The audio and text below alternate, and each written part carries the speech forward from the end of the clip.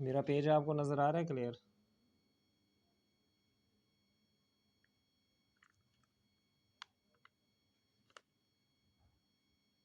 Page clear है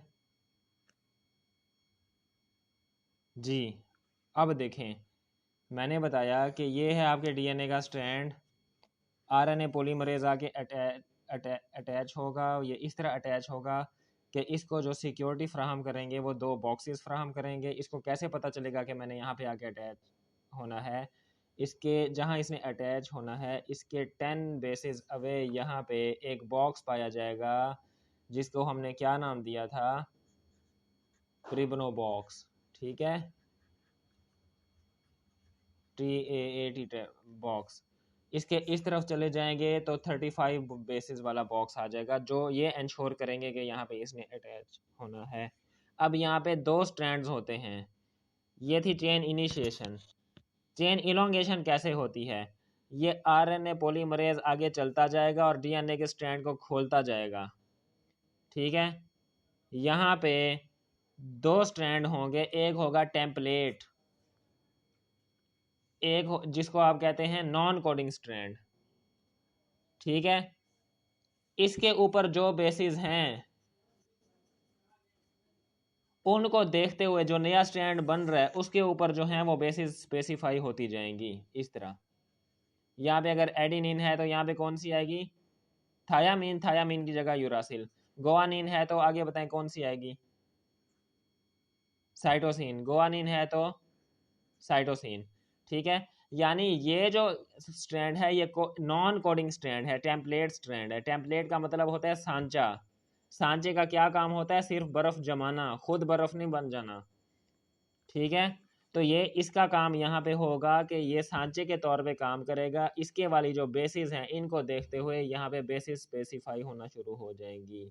इस step को आप कहेंगे चेन प्रोपेगेशन का स्टेप। समझ आ गई? चेन प्रोपेगेशन की समझ आ गई?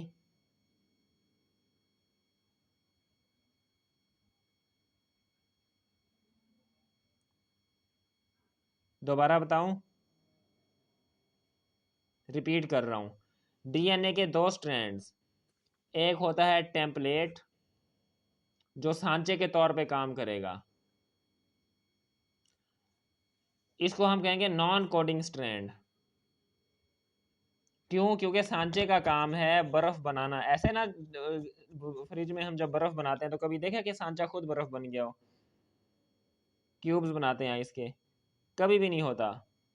तो इस स्ट्रैंड का भी वही काम है, ये खुद नहीं बेसिस को स्पेसिफाई करेगा।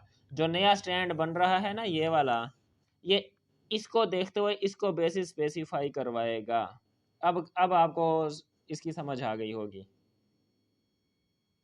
ठीक है, यानी इसको देखते हुए इधर बेसिस स्पेसिफाई होती जाएंगी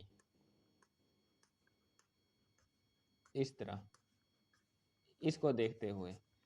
ये है चेन प्रोपेगेशन का स्टेप। अब समझ आ गई?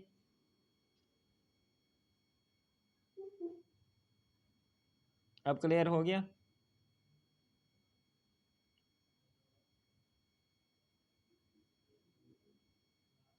तो वो स्ट्रैंड जो टेम्पलेट के तौर पे काम कर रहा है, जो स्पेसिफाई नहीं कर रहा, उसको हम कहेंगे टेम्पलेट स्ट्रैंड या नॉन कोडिंग स्ट्रैंड। जो वो स्ट्रैंड जो कोड कर रहा है उसको हम कहेंगे कोडिंग स्ट्रैंड। ठीक हो गया? अब चेन टर्मिनेशन का स्टेप कैसे होगा?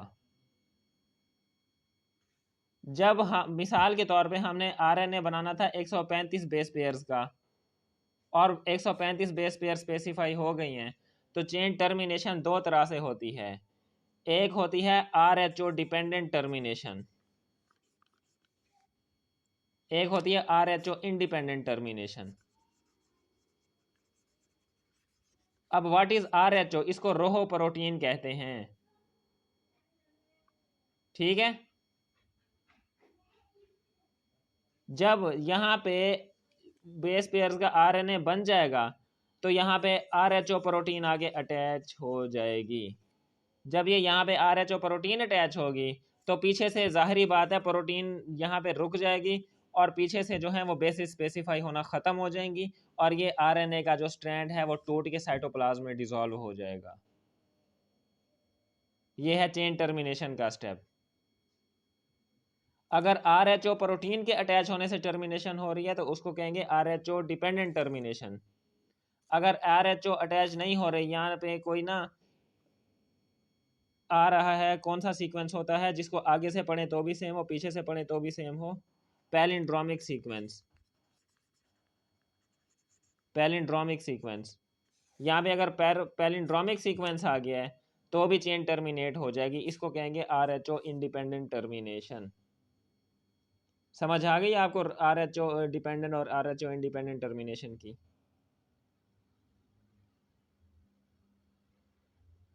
दोनों क्लियर हो गए हैं?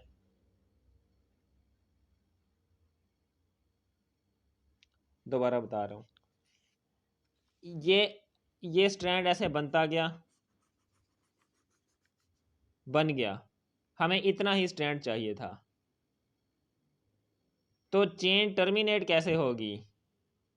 या तो यहाँ पे ये इधर एंड पे होंगी, एंड पे मौजूद होंगी, ये आगे अटैच हो जाएंगी और इनके अटैच होने की वजह से पीछे से बेसिस स्पेसिफाई होना ख़त्म हो जाएंगी, जिसकी वजह से ये जो स्ट्रैंड है ये टूट के आपके साइटोप्लाज्म में चला जाएगा। इसको कहते हैं रोहो प्रोटीन डिपेंडेंट टर्मिनेशन। ठीक। अगर आरएचओ प्रोटीन आगे अटैच नहीं हो रही या फिर यहाँ पे कोई पैलिंड्रोमिक सीक्वेंस आ जाएगा। पैलिंड्रोमिक सीक्वेंस ऐसा सीक्वेंस होता है जो आगे से पढ़े तो भी सेम, पीछे से पढ़े तो भी सेम। जैसे लड़कियों का एक नाम है माहम, आगे से पढ़े तो भी माहम है, पीछे से पढ़े तो भी माहम है। मैडम, वो भी इसी तरह। तो जब ये सीक्वेंस आ जाता है तो ये सीक्वेंस क्योंकि कोई बेसिस स्पेसिफाई नहीं करता तो यहाँ से चेन टर्मिनेट हो गए साइटोप्लाज्म में डिसॉल्व हो जाती है और इसको हम कहते हैं चेन टर्मिनेशन का स्टेप।